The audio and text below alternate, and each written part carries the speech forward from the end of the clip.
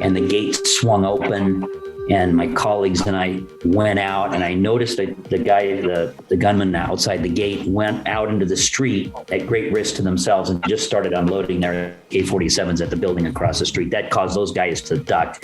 That gave us just enough time to go around the corner. Mm. And that's when I realized that Rasul and Hafiz and Haji had surrounded me. Mm. And I'd heard bullets whistle past my head. I even remember thinking back in physics class, wait, the speed of a bullet, if you hear it, it's already past you, that kind of thing. They were literally whizzing back.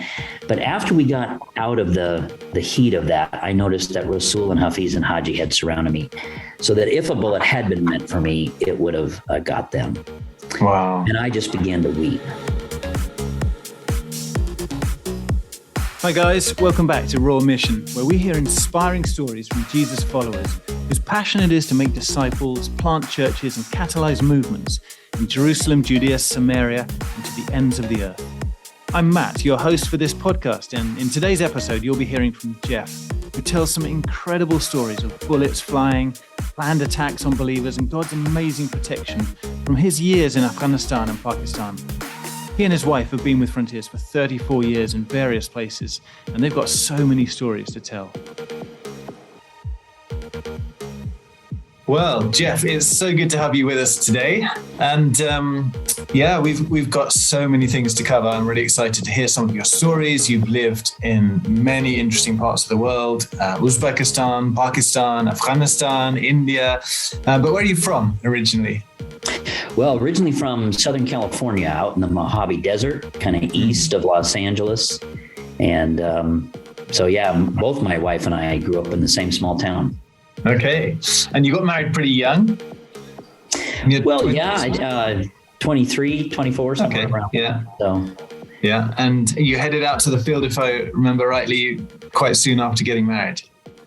Yeah, it was a little bit against conventional wisdom. We got married in September of '87, and we were kind of told you need to kind of hang around and stay for a year and establish your marriage. And at that particular point, and when you're young, you kind of think you know everything. And it didn't make sense to me. I didn't want to live in California. So why would I establish my marriage in California? So we kind of just went off 3 months after we were married and put some backpacks on. And at that time, I was following some photography leads, and we went to Pakistan. We both kind of felt a calling towards Muslims.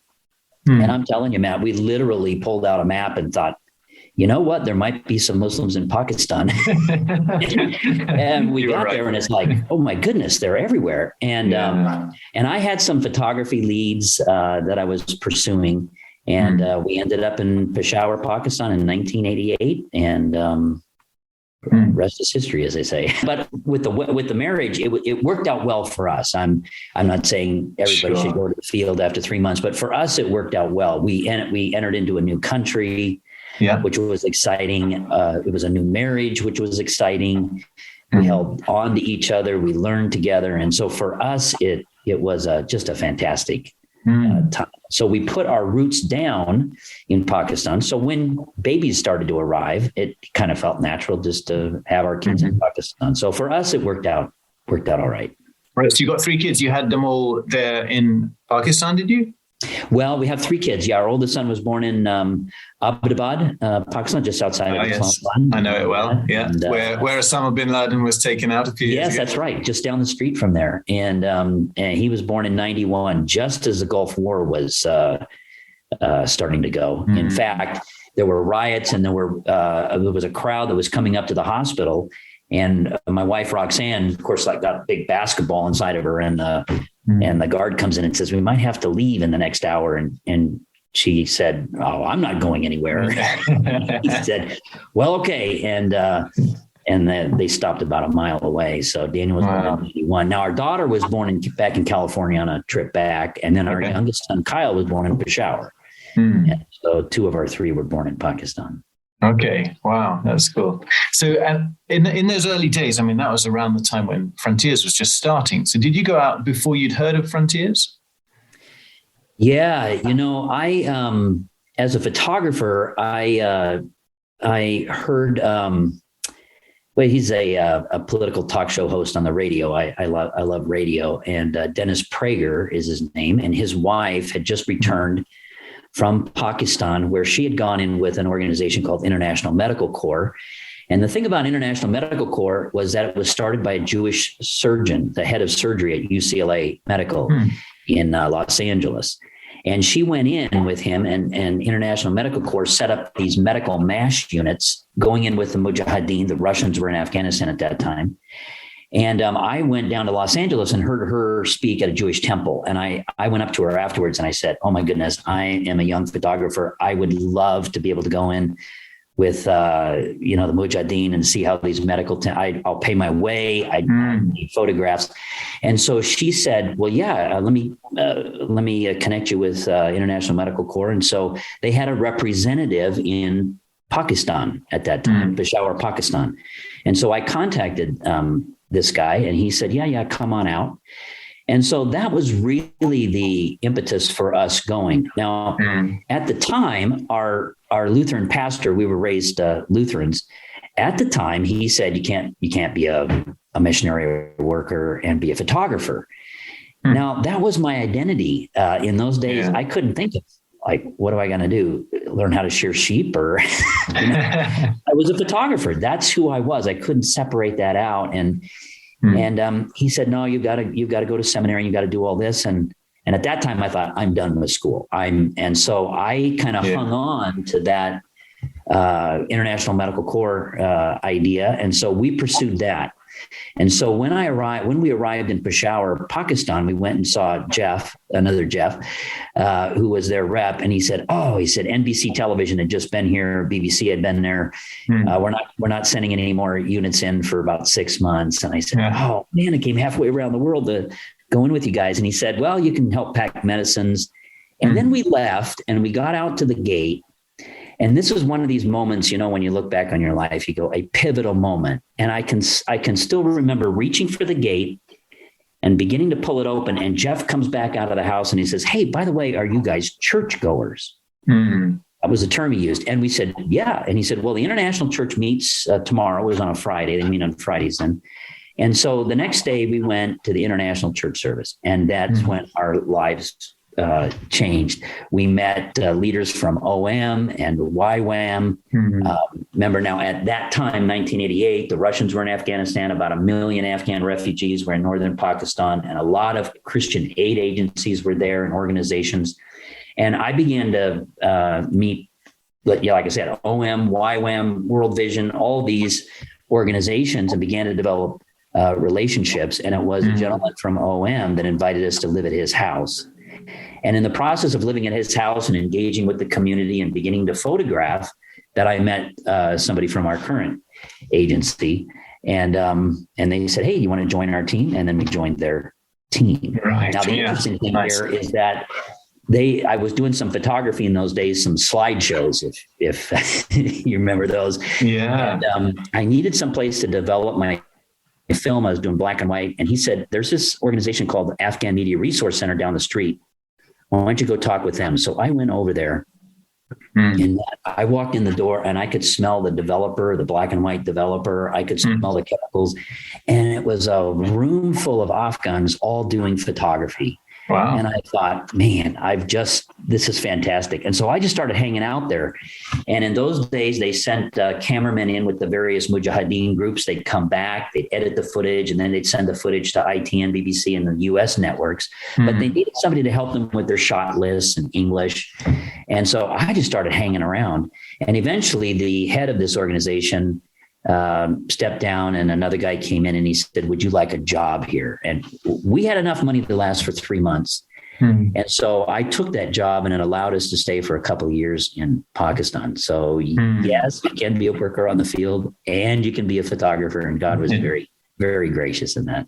Yes, that's right. It's easy to think that, missionaries have to be medical or do education, but there are so many ways, especially these days, aren't there, where you can go and serve God with whatever your business profession is. That's really cool.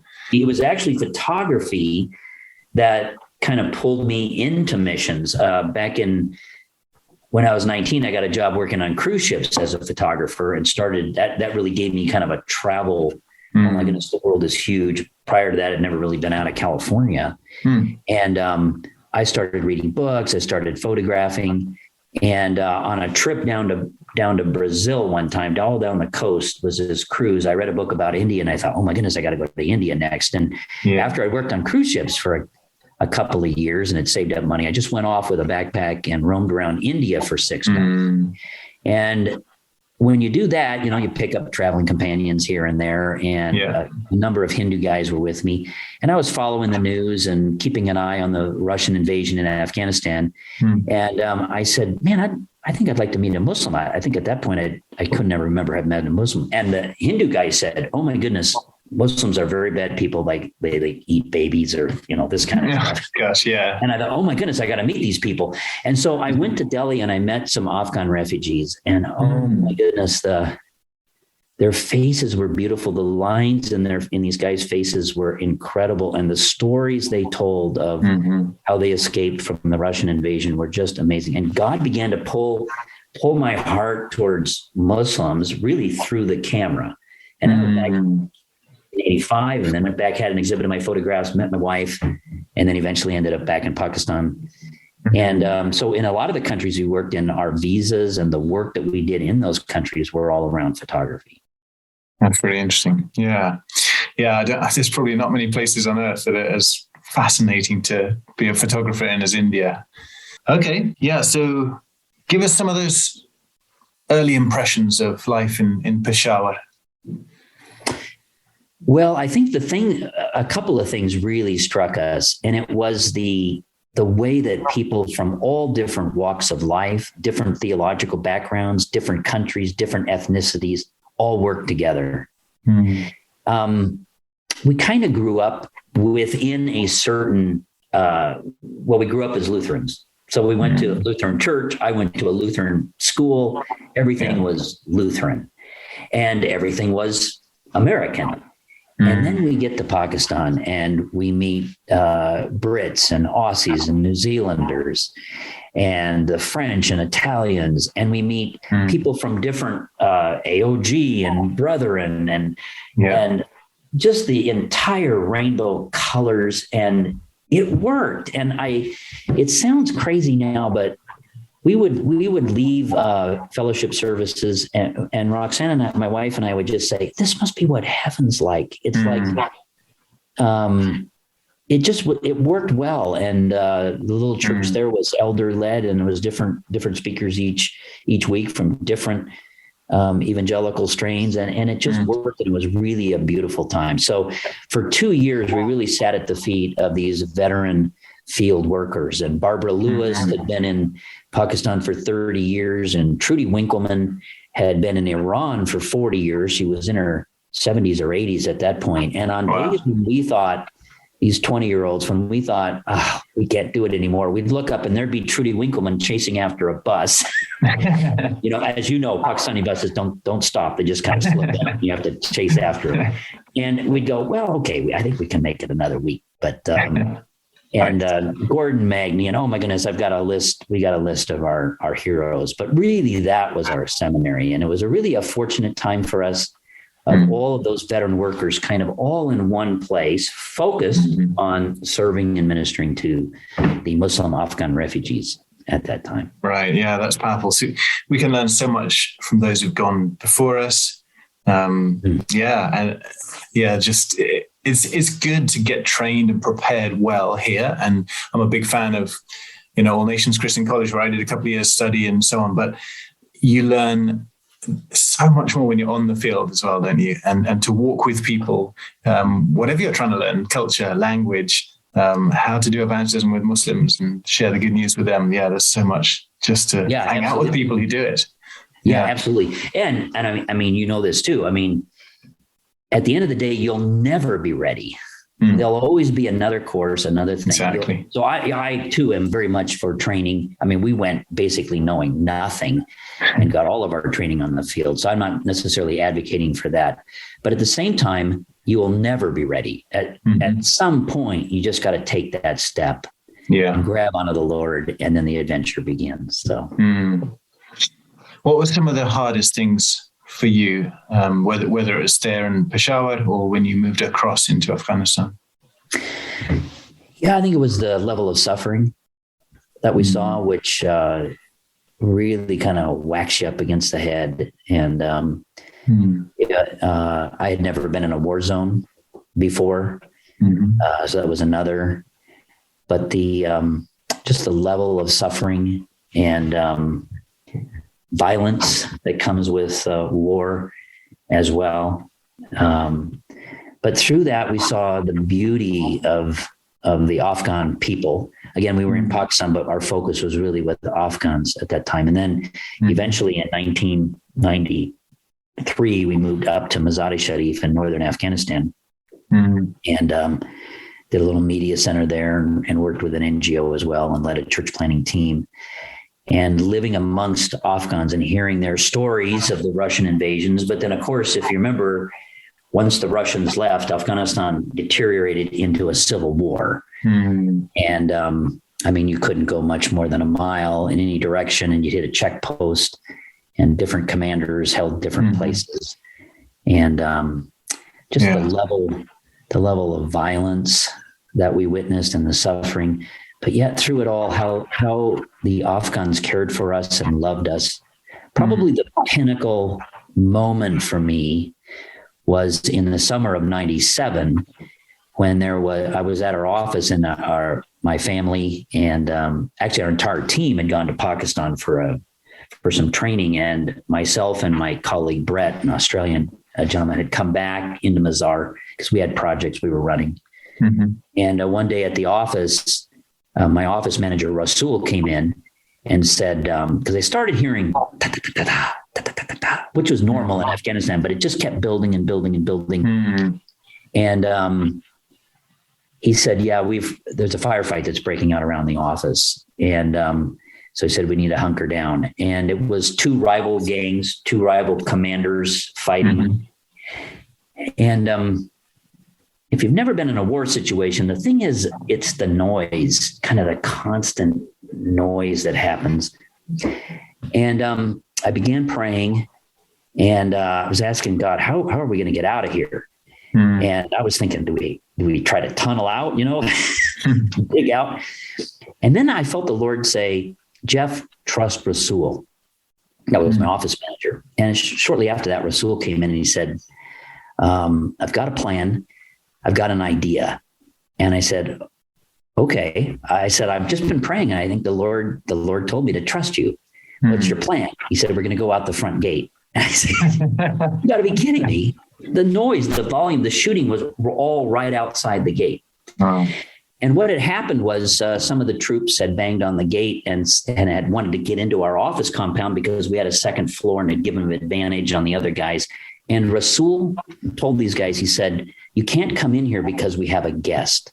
Now, I had been there for 3 years, but the level and the importance of hospitality in Afghan culture. So these troops who were being shot at said, oh, okay, sorry, we won't come in because you have a guest. Wow. But it's really hot. Could you give us some water? So he gave them some water. And then Rasul started talking with them. And then they said, yeah, we need to get your guest out of the office. And so when we got to the gate, I mean, it happened really quick. I had the noise and the bullets were flying and everything. And the gate swung open, and my colleagues and I went out, and I noticed that the gunman outside the gate went out into the street at great risk to themselves and just started unloading their AK-47s at the building across the street. That caused those guys to duck. That gave us just enough time to go around the corner. And that's when I realized that Rasul and Hafiz and Haji had surrounded me. And I'd heard bullets whistle past my head. I even remember thinking back in physics class, wait, the speed of a bullet, if you hear it, it's already past you, that kind of thing. They were literally whizzing back. But after we got out of the heat of that, I noticed that Rasul and Hafiz and Haji had surrounded me, so that if a bullet had been meant for me, it would have got them. Wow. And I just began to weep. And this was one of these moments where, I don't know what do you say, a little bit of disorder comes into your ordered life. Nobody had ever put their life on the line for me. No Christian had ever put their life on the line for me. But now these Muslims who I'm there to minister to had just put their lives on the line and had loved me to a level I had never tasted.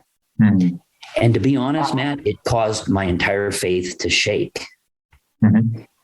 And I thought, oh my goodness, I just tasted a love I've never tasted before. And it rocked my world. And I think for probably a year, I really wrestled with my faith. And the Lord spoke to me very clearly and said, Jeff, you see the power of love. And, but Jeff, do you know how much I love you? And God took me into a kind of a deeper journey of his own love. And I think since that moment of disorder and kind of being kind of really my faith rocked and my whole world rocked by my Afghan colleagues who laid their lives down for me. And there's many stories. That entire summer, there was heavy fighting. And I can tell a lot of stories about how they, at great risk to themselves, ministered to me. Later, I found out I was ministering to them as well and made an impact on them. But the impact that they made on me was profound. And I realized that, there's lots of things we need to say. We need to preach. We need to teach. But there's nothing greater you can do than to lay down your life and to love. I mean, I can't tell you, Matt, throughout the years, Afghans, Pakistanis, Uzbeks, Indian Muslims, they all said, you loved us more than our own family. Wow. And, you argue this, that, and the other, but at the end of the day, it's the power of love, that embrace, that coming alongside, living life, being a friend is so powerful. And why do you do this? And you get opportunities to share your faith. But that was a very profound moment. And actually, it is humbling.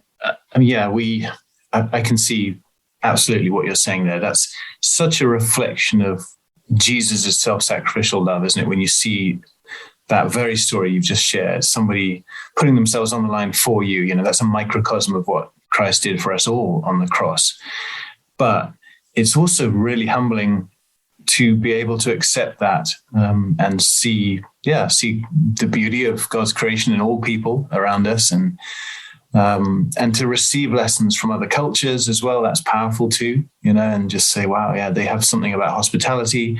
They have something here about family that we just don't get in our culture. And this is great. And I'm okay to learn that. I'm not coming with all the answers. I'm bringing Christ. He has all the answers, but I don't have all the answers. So it's okay to learn stuff while you're out there too, about who God is and so on. Yeah, absolutely. And then kind of unbeknownst to us, our just living in Afghanistan at that time spoke volumes to the Afghans who said, basically, why are you here? Exactly. Like, we're all trying to get out of this hell. Yes.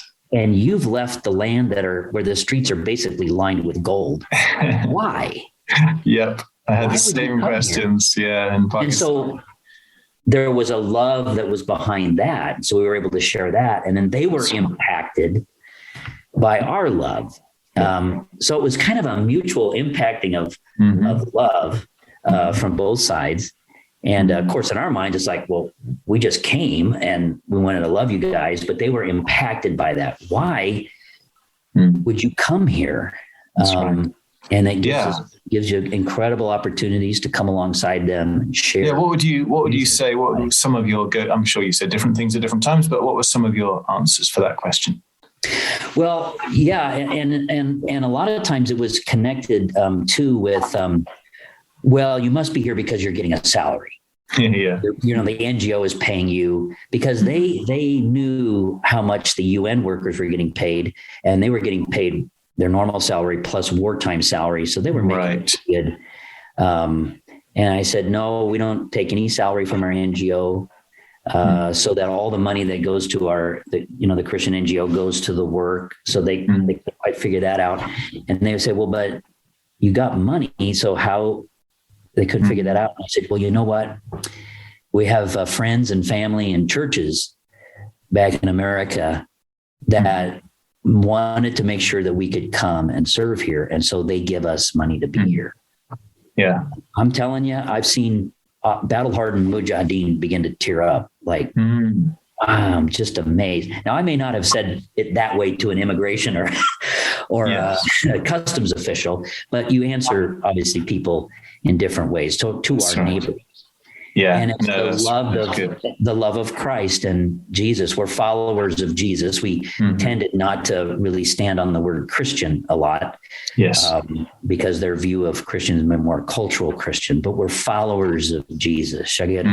We're students of Jesus, and it was His love for us that has compelled us here. And as followers of Jesus, spoke with and ate with and touched people the rest of the world didn't want to touch. We're just following Him. And that begins to make them curious. They begin, Jesus, He's one of our prophets. I think we remember hearing about Him. And that hunger and that thirst begins, the Holy Spirit begins to move, and it just kind of... Yeah, that's right. It's a good way to fish, isn't it? To see if people want to have those kind of conversations. I remember, I think sometimes I would say, well, I'm a follower of Isa, Jesus, and He said it's more blessed to give than to receive. And that's, most of us in the world, we want to gain things and get, but He's taught us that giving is actually, there's a real blessing in giving. And I mean, that's probably part of your story as well, isn't it? People say, oh, why do you go to places like that, give up so much in the West? No, we gain so much more. Man. Yeah, absolutely. Yeah. And that's something that, I would never have necessarily believed before we went. But once you're there, your eyes are open to the beauty of the culture, whatever culture it is that you move into. Yeah, it's different. There are some differences. But when you move into the neighborhood and begin to know and love and share life with your neighbors, it opens up incredible opportunities. And oh my goodness, I mean, my wife and I have learned so much from our Afghan neighbors. And family and friends. They've blessed us, I think, many more times than we've blessed them. But many of them are now following the Lord, and so that's a blessing as well. But it's been a wonderful journey. Yeah. Now, earlier you mentioned, just seeing people suffer is one of the hardest things for you. Can you give some practical examples, some more specific examples of the kind of suffering that people you were close to endured? I think almost every family, now we're back in Mazar-e-Sharif, Afghanistan, but I can also say this for the refugees that we engaged with in Pakistan, Afghan refugees, but every family had lost children, had lost family members, and were grieving, and not just old, young family members. It's almost like in the West, Matt, it's like when death comes, it's like a surprise. Like we have this kind of, we're going to live forever kind of mentality. And amongst our Muslim friends, our Afghan friends, it was like, no, death is part of life. I think go too far down this, but I mean, in the West, I think we kind of shelter ourselves from death. Old people are put in homes. We kind of move like television, that's right. Terrifies youth, et cetera, but in that setting, age, elders were honored, families, grandparents, grandparents lived, extended families lived together. But there was just a deep sense of suffering and pain. And I think within Islam, there are ways to mitigate against it, but the beauty of Jesus coming alongside, and when their eyes are opened and as they begin to spiritually sense the closeness of Isa al-Masih, they can almost physically feel His comfort, His peace. And I think really it's that peace that's not there in Islam. There's a lot of striving within Islam, striving to please Allah. And there's a beauty in that. I mean, sometimes I take my faith for granted, and there's a real striving, and I admire that. But there's a rest and there's a peace that comes upon them. And you can just almost physically feel the burdens lift as they begin to follow Jesus, as they begin to make that pivot from a world that's oriented around Muhammad and Islam to begin to taste and see that God is good through the face of Jesus. Almost, I don't know, I don't want to get too mystical here, but it's almost like a physical, they feel it in their body, a peace that they've never experienced before. I'm not talking just about salvation, and there is that, and judgment and all of the assurance of that. No, it makes sense just at the basic level of, in Islam, Allah is he's transcendent. He's so other. He's so different to us, but that makes him very distant. Whereas, for us, Emmanuel, the whole thing about Jesus coming to be one of us and suffering just a humanity alongside us, let alone going to the cross and taking our punishment and our sin. There's just something, isn't there, about the Savior who weeps and bleeds and dies. And that's so powerful. Like you say, these are women who, many of whom will have lost a child, either in childbirth, let alone in war and violence or a blood feud or something else like that. Yeah, absolutely. And even as they begin to engage with the stories of Jesus and see how Jesus walked through the bazaars and he paid attention and touched people that were considered outcasts or on the fringe. And for an entire society, let's say like Afghanistan, which as a society, in a sense, feels on the fringe, on the outside. And then with all the wars, feeling disadvantaged, et cetera, and then to see a God that cares. So you're right. Allah is very transcendent, very other. He's massively huge, and you're a little person. It's like you can't connect. But then this mediator comes in. They almost are. We introduce Jesus kind of at the beginning as more of a mediator who has the ear of God, and so they begin to engage with Jesus as that mediator and begin to go through stories and watch him and see the beauty of how Jesus interacted with normal people. There wasn't a hierarchy in the way that he engaged with people, and it touched. And man, it's nothing of us. It's not. The Holy Spirit was working. We all have stories of saying something and nothing happens, but then you say the same. You say the same story, or you do the same, and all of a sudden, the Spirit moves. And so, it's living out your faith. It's telling Bible stories. It's praying a lot for people. Many Afghans would go to the tombs of dead saints. In the places you're at, to somehow, some way to connect into the transcendence of this God. And so we're going to go to a saint. We're going to go here. And when they meet Jesus, all that falls away. And there's a living relationship that develops versus a dead saint or a tomb. But you can see this in all those countries, Afghanistan, Pakistan, Uzbekistan, and India. Yeah, that's interesting because they're looking for, some of them, they're just looking for power, aren't they? Because you've got that sort of the fear of the spirits. You've got the fear of just death, mortality, the fear of poverty, all those things. And so you need a way to control. And you're looking for power through whether it's the saint shrines or the blessings, the curses, all those kind of things in folk Islam.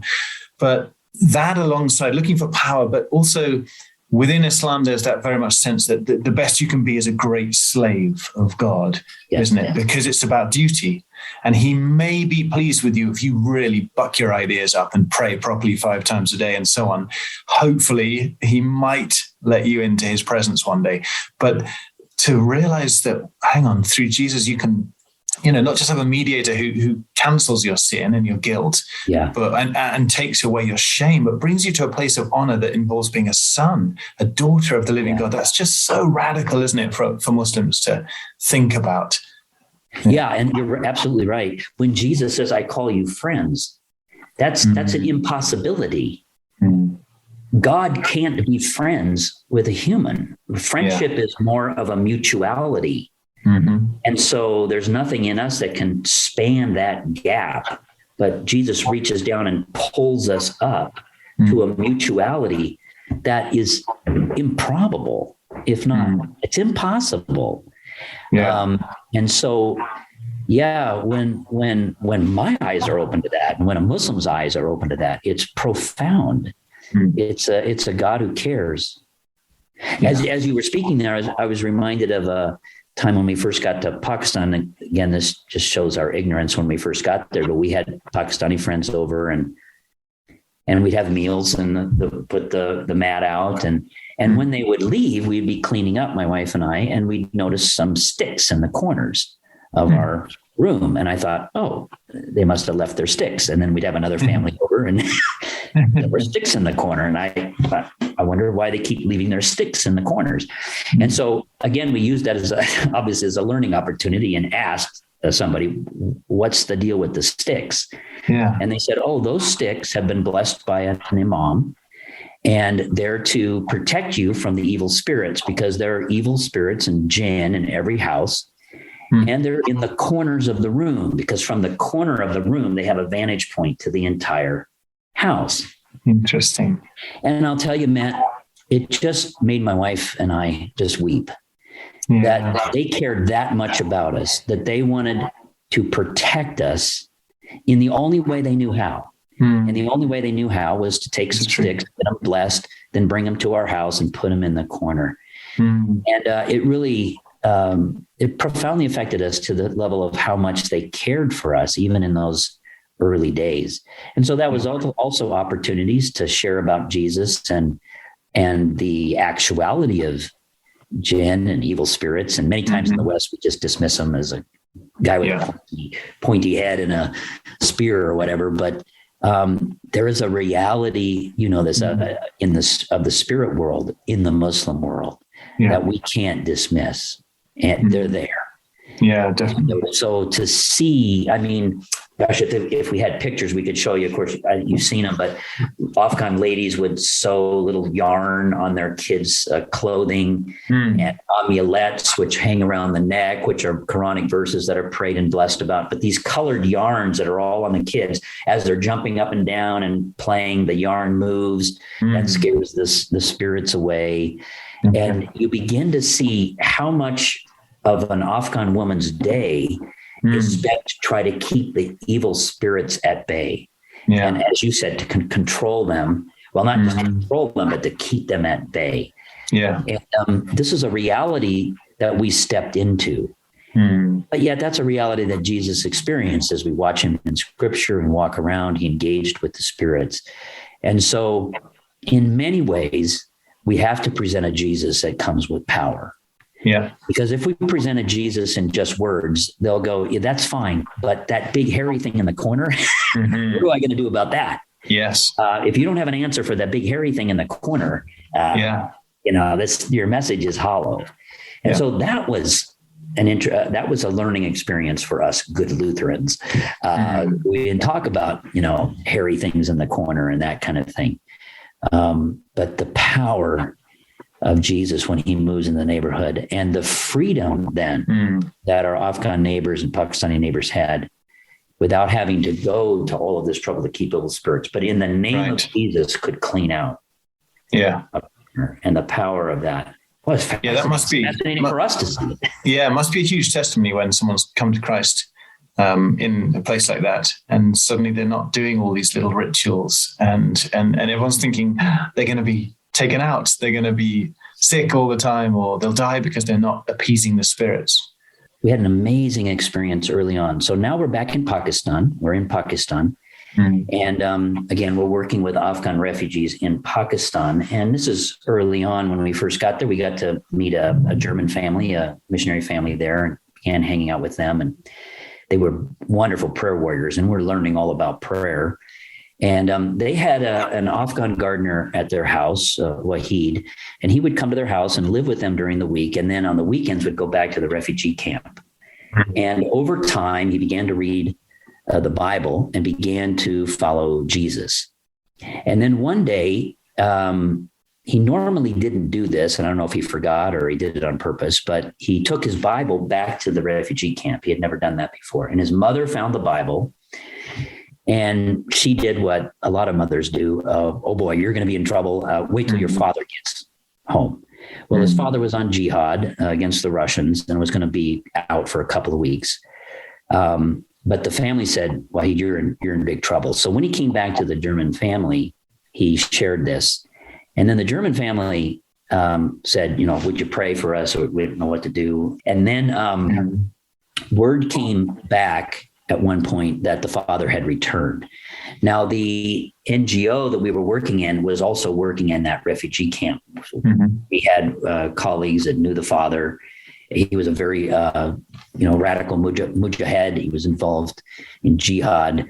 And we had gotten word that the father was going to come and grab his son, Wahid, capture him, take him into Afghanistan, put him on the front line. Wow.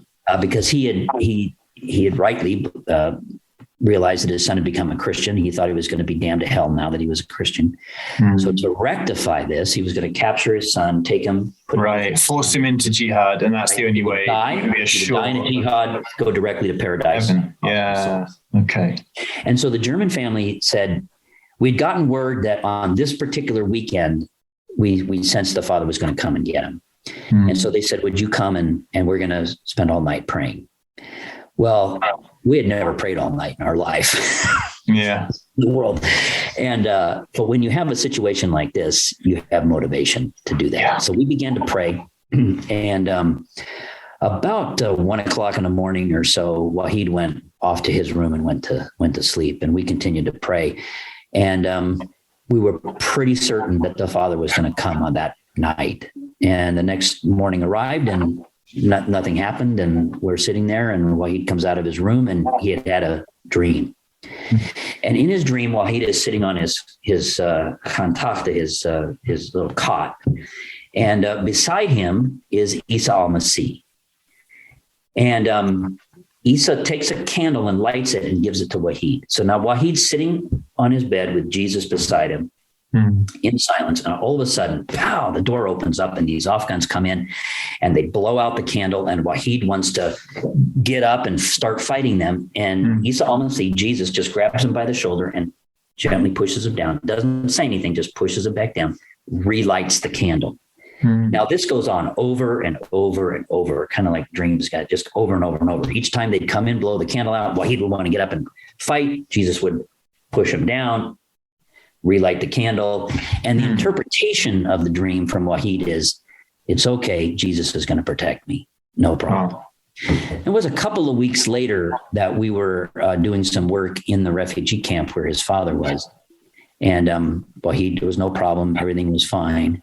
And then we heard kind of the rest of the story. The father had come that night with a old Russian Jeep and some mujahid and their guns. And it was about 3 o'clock in the morning. And the house we were in was a mud house with a flat roof on it. And as they came around the corner, the father saw 4 large, shiny beings on the wall.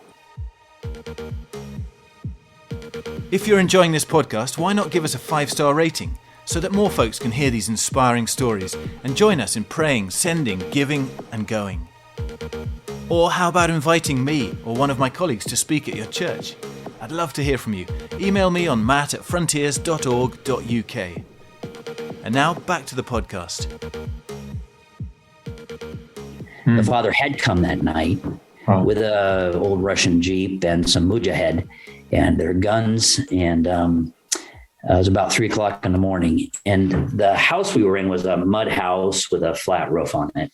And as they came around the corner, the father saw 4 large, shiny beings on the wall, on the roof. And he was filled with fear. He knew they were angels. And he said, I can't touch my son.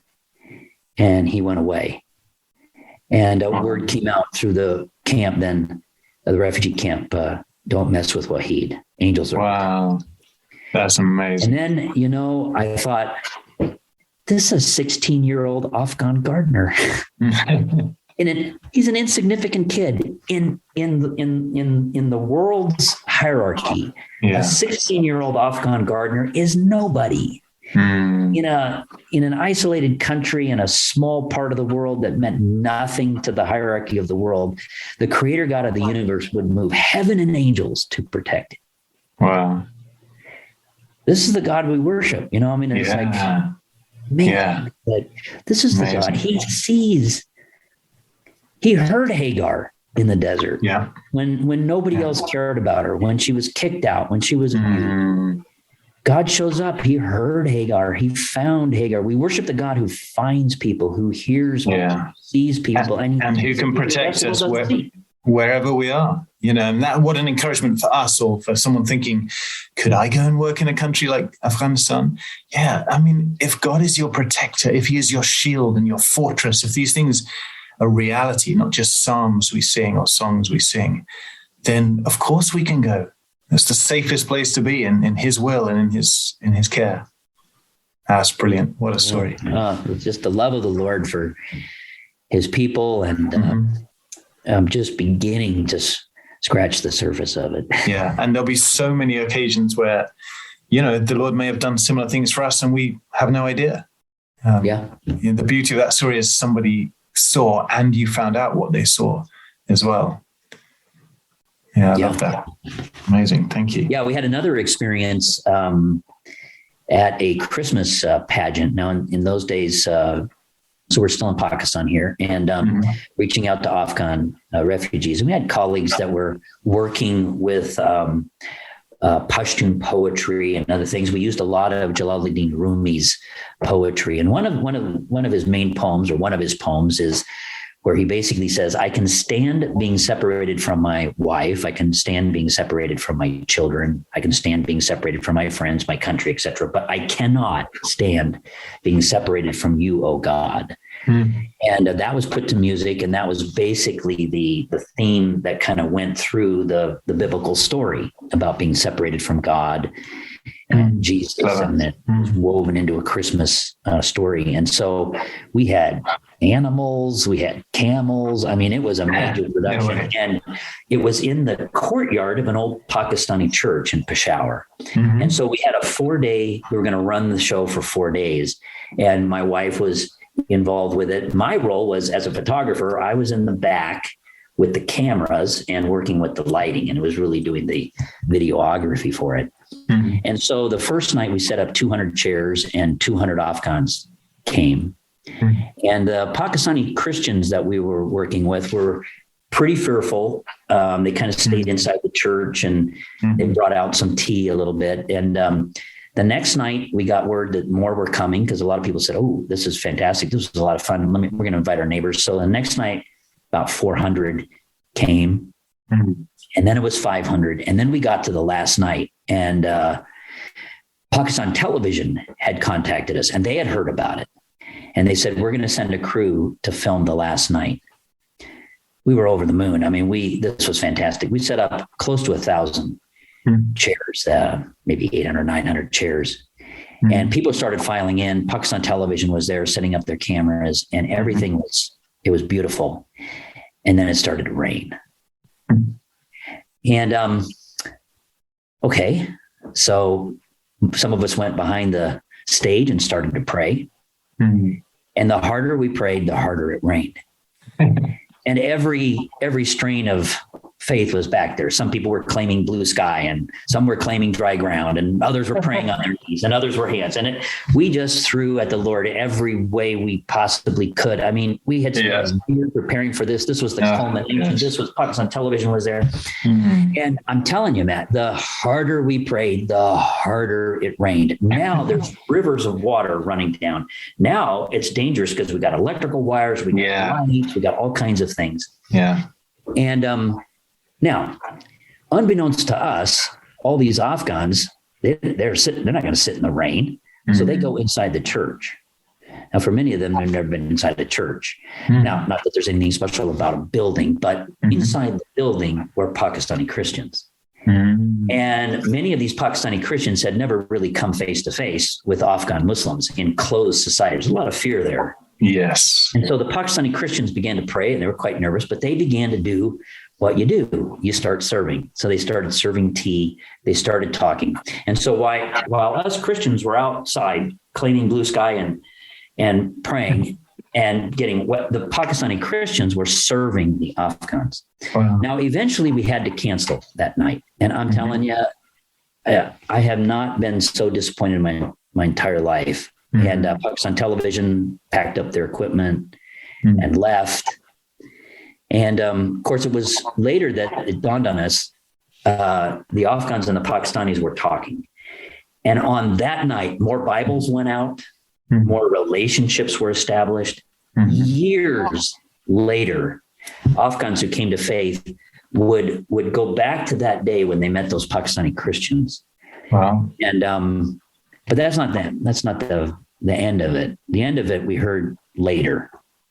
Now we have our NGO. How to say this, in the part of Peshawar, Pakistan, where we lived, bin Laden and other Arabs and Mujahideen fighters had a major office just 2 streets up. Okay. And there was a group called Hizb Islami, a very radical Afghan Mujahideen group.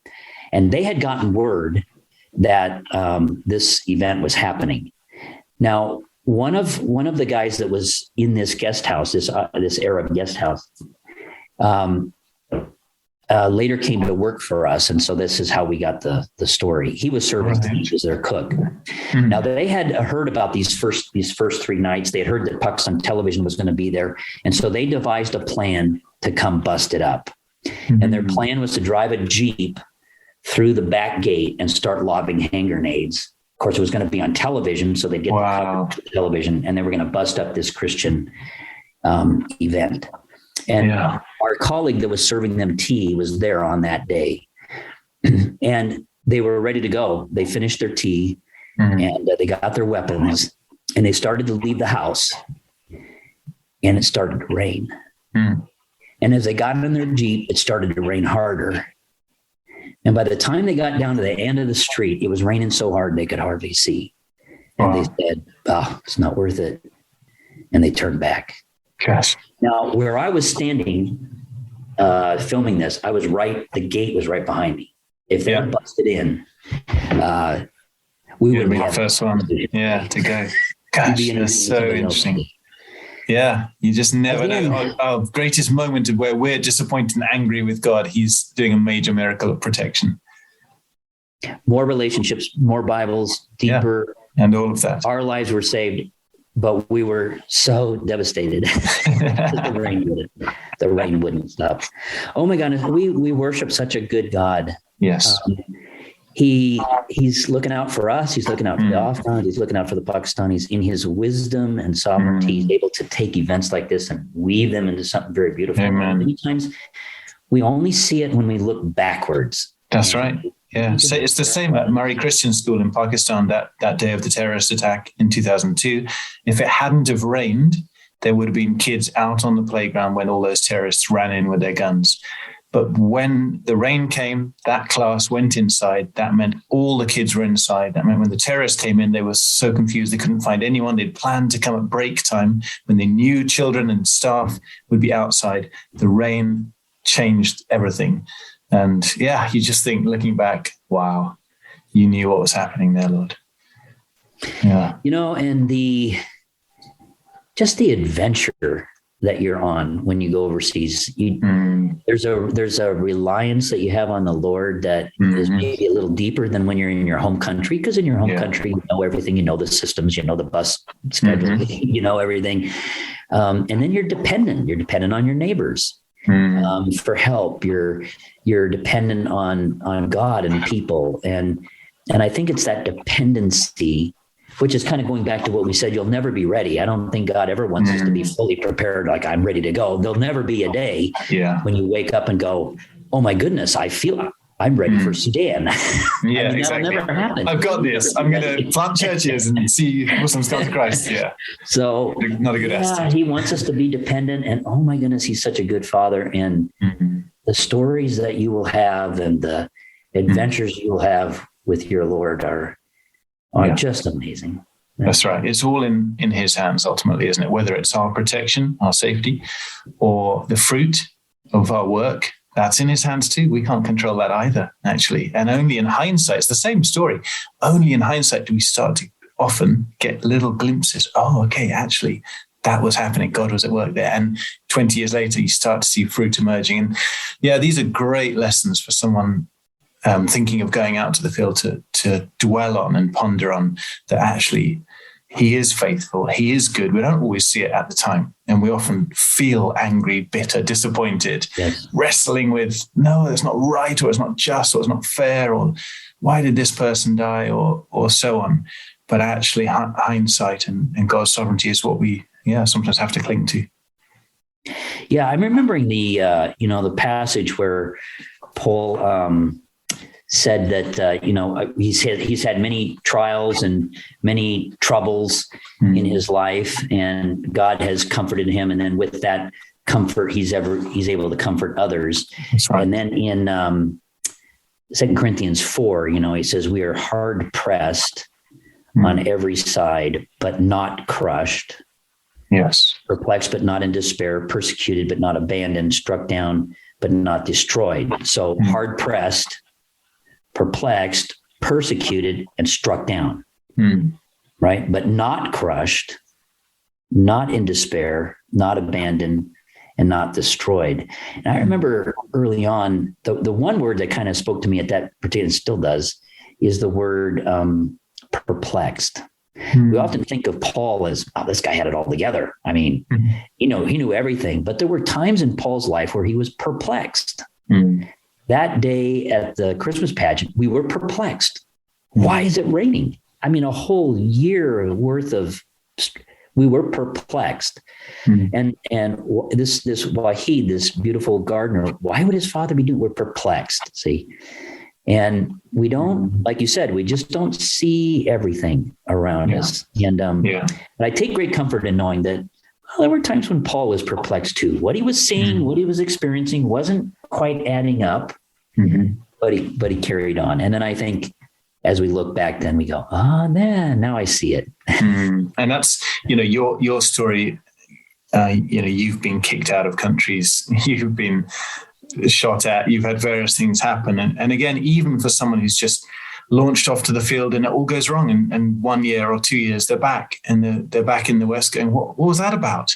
I tried, I gave everything, I gave up my job, I quit, I did all this, and it was horrible. And now we're back and this just feels like a complete disaster.